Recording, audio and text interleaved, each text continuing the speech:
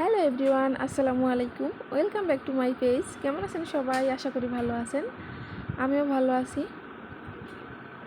সকালবেলা ঘুম থেকে উঠতে একটু লেট হয়ে যায়, তারপর ছাদে আসে একটু হাঁটাহাঁটি করি।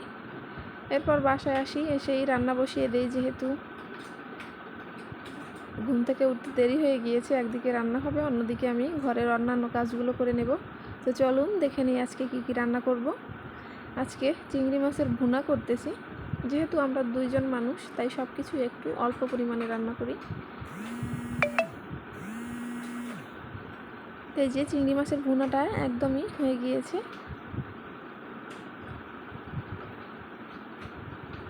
তো এর মাঝে একটু হালিম নিয়ে আসা হয়েছে। আরাফের বাবা হালিম নিয়ে বাসায় এসেছে। আবার অফিস একদমই কাছে আমাদের বাসা থেকে।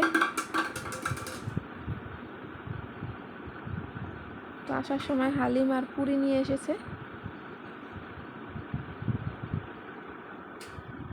এগুলো খাওয়ার পর আরাফের বিস্কিট শেষ হয়ে গেছে, তো বিস্কিট নিয়ে আসা হয়েছিল, সেটাই খুলতেছিলাম। এরপর এই যে আবার রান্নাবান্নায় চলে এসেছি। এখানে শুটকি বোনা হচ্ছে,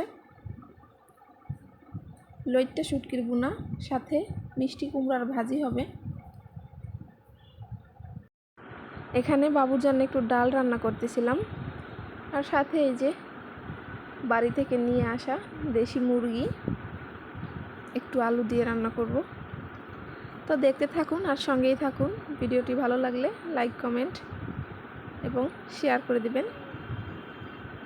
আর পেজে যারা এখনও ফলো দিয়ে রাখেননি, তারা অবশ্যই ফলো দিয়ে যাবেন।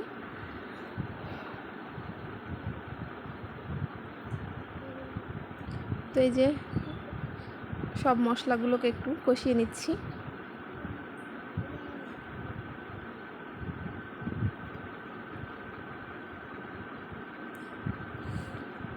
মশলাগুলো প্রায় কষানো হয়ে গিয়েছে, এখন আমি মাংসগুলো দিয়ে দেব।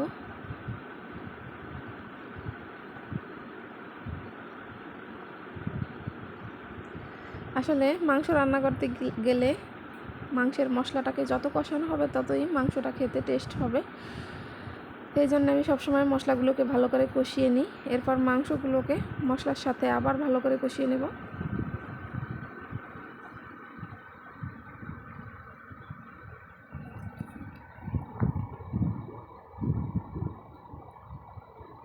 এখন মাংসগুলো কষিয়ে ঝোলের পানি দিয়ে দেব।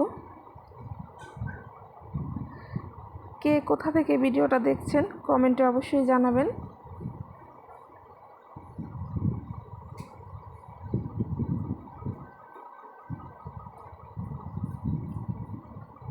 তো এই যে এখন মাংসটাকে কষানো হচ্ছে।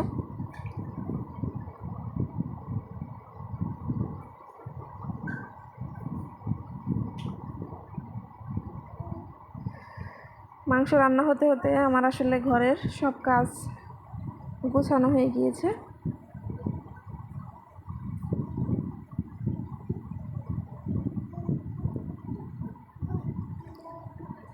তো এখন মাংস রান্না হয়ে গেলেই আরাফের বাবার অফিসে ভাত পাঠিয়ে দেওয়া হবে।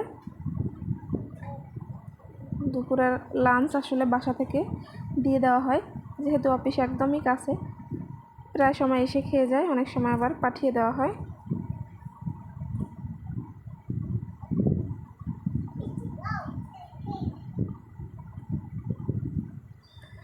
আমার মাংস রান্নাটা প্রায় হয়ে গিয়েছে। তো এই যে মাংস রান্নার ফাইনাল লুক, খুবই ইয়াম্মি হয়েছে। দেখতে যেহেতু সুন্দর হয়েছে, খেতেও নিশ্চয়ই স্বাদ হবে। আজকের মতো বিদায় নিচ্ছি। আল্লাহ হাফেজ।